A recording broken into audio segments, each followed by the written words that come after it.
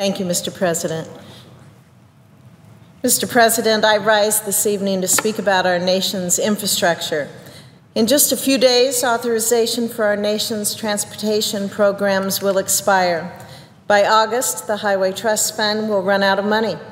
Our states and citizens will face the consequences of inaction in Washington. Americans depend on our nation's roads every day as they travel to work, bring their children to school, and transport goods to consumers. Transportation infrastructure is an essential component of our daily lives and for the national economy. As such, it must be efficiently maintained. But today, all across America, our highways and bridges languish in disrepair. Our citizens are no strangers to potholes, road closures, and expect delay signs. Moreover, as America's population continues to grow, expansion projects for our crumbling highways remain caught in bureaucratic red tape. For decades, it's been apparent that excessive regulations, coupled with inadequate funding and financing, have delayed badly needed road projects. Mr. President, I have firsthand knowledge of the challenges facing our nation's transportation system. In my home state of Nebraska, roads and bridges connect vibrant urban communities with our open country. Before arriving in the Senate, I served as chairman of the Transportation Telecommunications Committee in the Nebraska legislature. And while there, I spearheaded a bill that eventually became law.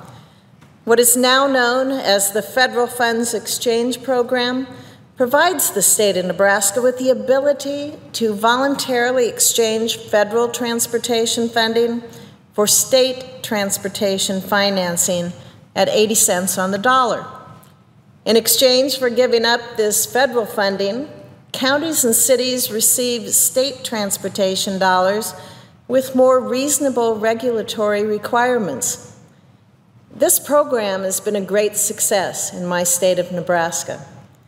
For example, in Buffalo County, federally exchanged funding made a long-standing bridge replacement possible. A major arterial street in Sioux City is up and running because of the program.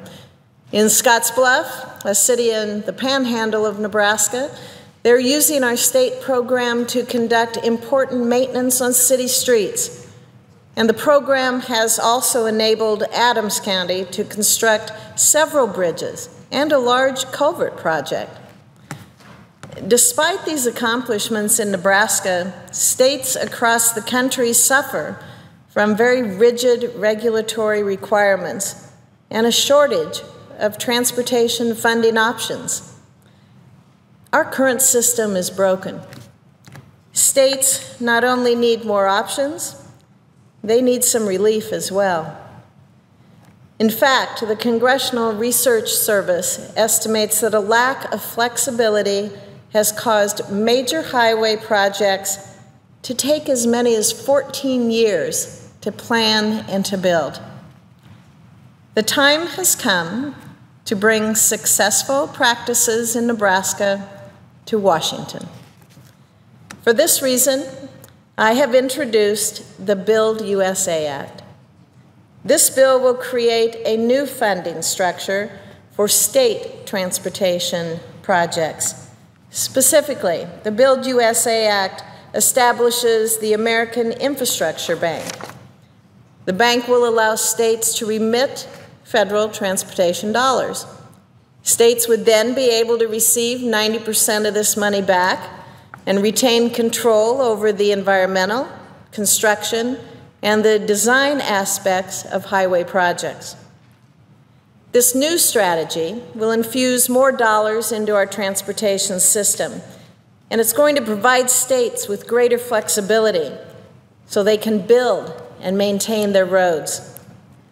The revenues that are generated from state remittance agreements with this bank would also help fund other local infrastructure projects. Currently, the federal government only offers large-scale financing options for states seeking core infrastructure funding. So as a result, smaller communities are often ineligible to receive federal assistance for their projects, while major metropolitan areas, they benefit from easier access to financing. Under the Build USA Act, the bank loans would not be subject to a minimum project cost or size. The revenue from these loans could help local governments apply for core infrastructure financing at a rate that's going to be more competitive than in the private sector. The Build USA Act provides additional funding flexibility for those immediate transportation needs that we see all across this country. And what's more, it accomplishes it without raising taxes. Under this proposal, a voluntary 3-year repatriation holiday would be implemented to generate that seed money for the bank's revolving fund operations. Recent estimates by the Joint Committee on Taxation suggest that the first 3 years of a similar repatriation plan that could raise as much as $30 billion.